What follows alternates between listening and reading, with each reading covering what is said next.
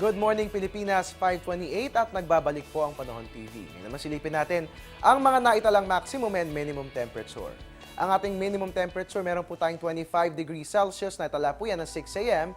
Ang ating maximum naman ay 31.5 degrees Celsius, naitala po yan ng 11 a.m. Para sa ating relative humidity, meron po tayong minimum na 62%, naitala po yan ng 11 a.m. Ang maximum naman ay 97%, naitala natin yan ng 5 a.m. At mga kababayan, sabi ko nga po kanina, i-a-announce po natin yung winners ng ating Panahon TV Tag-Ulan Promo.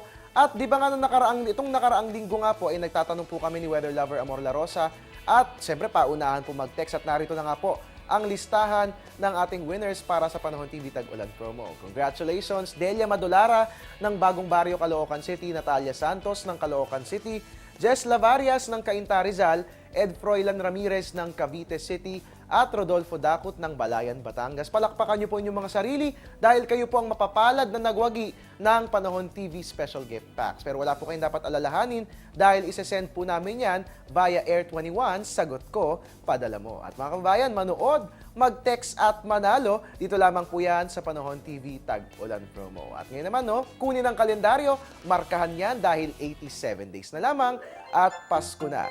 At sabay-sabay nga po natin bibilangin ng mga araw hanggang sa Kapaskuhan.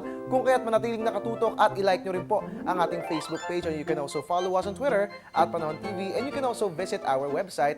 It's www.panahon.tv. At mga kababayan, inyo nga pong nakasama ngayong Sunday morning ang inyong weatherman, Harry Bayona, nagpapaalalang tiwala lang. May tamang panahon ang bawat pagkakataon. At dahil nga po ngayon ay ang muling Sunday para sa buwang ito, make it count. Gawin po natin ang mga makabuluhang bagay para sa ating sarili at para sa ating pamilya at higit sa lahat, para sa ating bansa. Magandang umaga.